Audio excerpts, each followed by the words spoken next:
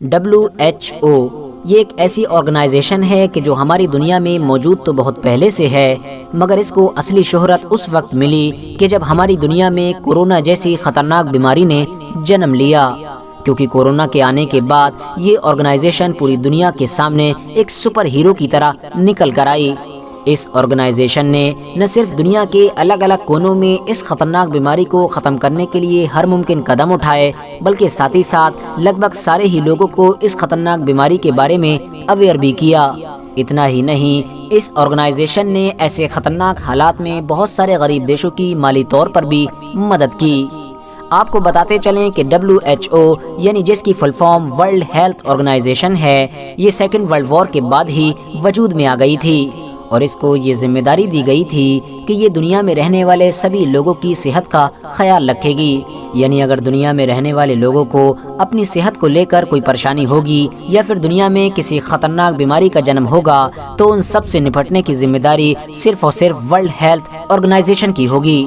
RH net work کے knowledgeable friends, میرے اس video سے پہلے بھی آپ میں سے لگ بھگ سبھی لوگوں نے ہی اس آرگنائزیشن کا نام تو سن ہی رکھا ہوگا۔ نہ صرف نام بلکہ آپ اس آرگنائزیشن کے اس لوگو کو بھی بڑی اچھی طرح سے جانتے ہوں گے، مگر بہت کم ہی لوگ ایسے ہوں گے کہ جنہوں نے اس آرگنائزیشن کے اس لوگو میں بنے ہوئے اس سانپ پر غور کیا ہوگا اور یہ سوچا ہوگا کہ آخر ایک ایسی آرگنائزیشن کہ جو لوگوں کی صحت کا خیال رکھتی ہے، شانتی اور سکون کے لیے ہمیشہ کام کرتی رہتی ہے، تو آخر اس کے اس لوگو میں سانپ کیا کر رہا ہے؟ کیونکہ سانپ کو تو دنیا کے زیادہ تر علاقوں میں ایک خطرناک جانور کے طور پر دیکھا جاتا ہے، ایک ایسا جانور کہ جو جس انسان کے بھی کاٹ لیتا ہے تو اس کے زندہ بچنے کے چانسز بھی بہت کم رہ جاتے ہیں۔ تو آخر ایک خطرناک جانور شانتی کا مشن چلانے والی ایک آرگنائزیشن کے لوگوں میں کیا کر رہا ہے؟ تو دوستو، آج کی اس ویڈیو میں ہم آپ کی اسی پہلی کو ہی سالو کرنے کی کوشش کریں گے۔ سب سے پہلے تو میں آپ لوگوں کو یہ بتاتا چلوں کہ اس سوال کا جواب جاننے کے لیے ہم لوگوں کو یونان کے اتہاس کے پنوں کو پلٹنا پڑے گا۔ یونان کے لوگوں میں آج بھی ایک کہانی بہت مشہور ہے۔ ان لوگوں کے مطابق کسی دور میں ہمارے اس دنیا میں ایک مشہور ڈاکٹر یا پھر حکیم رہا کرتا تھا، جس کو اسکلیپیوس کے نام سے جانا جاتا تھا۔ وہ اپنے دونوں بیٹوں کے ساتھ مل کر لوگوں کا علاج کیا کرتا تھا۔ یونانی لوگوں کے مطابق اسکلیپیوس نام کا یہ حکیم دھیرے دھیرے اتنا زیادہ ماہر ہو گیا تھا کہ وہ اپنی دوائیوں اور جڑی بوٹیوں کی مدد سے موت پر بھی قابو پا لیا کرتا تھا۔ مگر دوستو، اب سوال یہ ہے کہ آخر اسکلیپیوس اتنا زیادہ ماہر اور طاقتور کیسے بن گیا تھا، اور اس کو ایسی خطرناک اور طاقتور جڑی بوٹیوں اور دواؤں کے بارے میں نالج کہاں سے ملی تھی؟ تو آپ کو بتاتے چلیں کہ ان کہانیوں کے مطابق ہی ایک بار اسکلیپیوس کو ایک قید خانے میں بند کیا گیا تھا،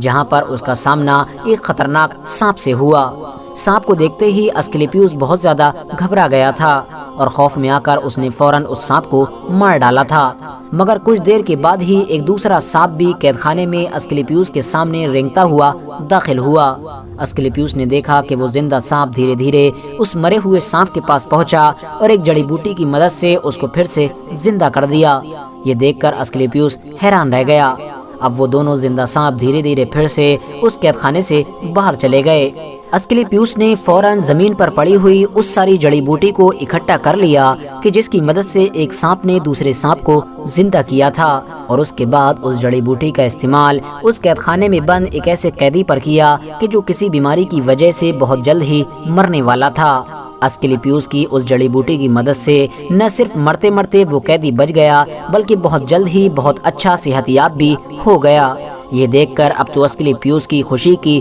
انتہا نہ رہی۔ اسکلیپیوس نے اس قید سے آزاد ہوتے ہی سانپ کی بچی ہوئی جڑی بوٹی کی مدد سے جنگلوں میں بالکل ویسی ہی جڑی بوٹی اکٹھی کرنا شروع کر دی، اور دھیرے دھیرے وہ اس معاملے میں ماہر ہوتا گیا۔ اب تو دور دور سے لوگ آ کر اس کے پاس علاج کرانے لگے۔ جس انسان کا پیارا بھی اپنی آخری سانسیں گننے لگتا تھا، وہ فوراً اس کو اٹھا کر اسکلیپیوس کے پاس لے آیا کرتا تھا، اور وہ اس کو اپنی جڑی بوٹیوں کی مدد سے پھر سے کھڑا کر دیا کرتا تھا۔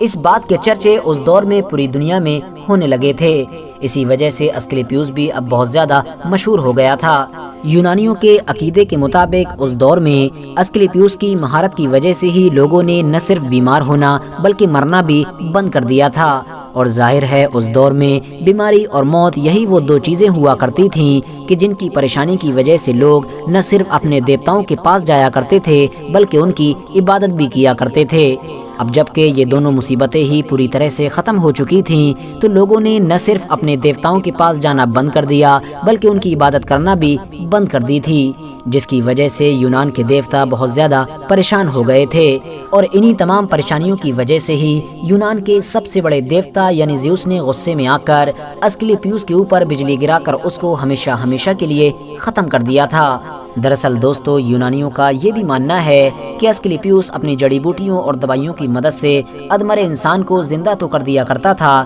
مگر اس نے یہ سب کچھ کرنے کا طریقہ اپنے کسی بھی چیلے یا پھر کسی بچے کو نہیں سکھایا تھا، جس کی وجہ سے اب اس کی موت کے بعد اس کو دوبارہ زندہ نہیں کیا جا سکا، اور اس کا جڑی بوٹیوں کی مدد سے زندہ کرنے کا یہ پورا کا پورا پروسیس اور علاج اس کے ساتھ ہی ہماری دنیا سے ختم ہو گیا۔ مگر دوستو، کیونکہ اس نے اپنے دور میں اپنی مہارت اور نالج کے ذریعے سے بہت سارے لوگوں کی خدمت کی تھی، اسی لیے لوگوں نے خوش ہو کر اس کی موت کے بعد اس کو صحت کا دیوتا مان لیا اور اس کا اسٹیچو بنا کر اس کی پوجا کرنا شروع کر دی۔ دھیرے دھیرے کچھ وقت کے بعد ہی اس کے اسٹیچو یعنی مورتی کے ساتھ ہی ایک چھڑی کی طرح ڈنڈا بھی بنایا جانے لگا۔ اب ظاہر ہے کیونکہ اسکلیپیوس نے بھی اپنی ساری کی ساری نالج سانپوں کی مدد سے ہی حاصل کی تھی، اسی لیے اس کے اس ڈنڈے پر چاروں طرف سے سانپ کو بھی لپٹا دیا گیا، اور تب سے لے کر آج تک لگاتار اسکلیپیوس کی جہاں پر بھی آپ کو تصویر نظر آتی ہے اس کے ساتھ یہ ڈنڈا اور سانپ بھی ضرور نظر آتا ہے، اور اس کو راڈ آف اسکلیپیوس کے نام سے جانا جاتا ہے۔ راڈ آف اسکلیپیوس کو آج کے دور میں میڈیکل سسٹم میں بہت زیادہ اہمیت دی جاتی ہے۔ یہی وجہ ہے کہ یہ آپ کو نہ صرف بہت سارے اسپتالوں بلکہ دوا بنانے والی کمپنیز کے اوپر بھی دیکھنے کو ملے گا۔ اس کے علاوہ میڈیکل فیلڈ کی سب سے بڑی آرگنائزیشن یعنی WHO کے لوگوں میں بھی اس کو شامل کیا گیا ہے۔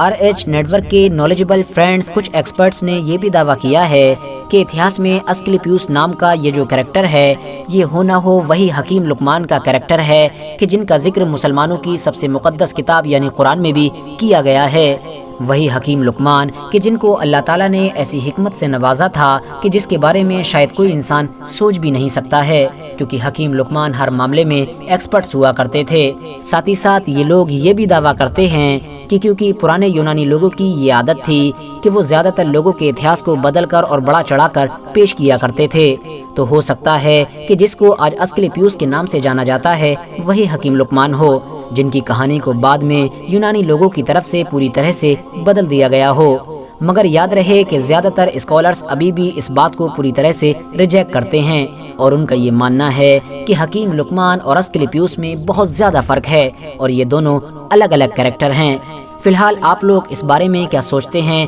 ہم کو کامنٹس باکس میں ضرور بتائیں۔ آج کی اپنی ویڈیو کو ہم یہیں پر ختم کرتے ہیں۔ ویڈیو پسند آنے پر نہ صرف ویڈیو کو لائک کریں بلکہ اپنے فرینڈز کے ساتھ بھی ضرور شیئر کریں، اور اسی طرح کی نالجبل اور ہسٹوریکل ویڈیوز ہمیشہ دیکھنے کے لیے ہمارے اس چینل کو سبسکرائب کر کے ساتھ ہی میں بیل آئیکن کو بھی پریس کر دیں۔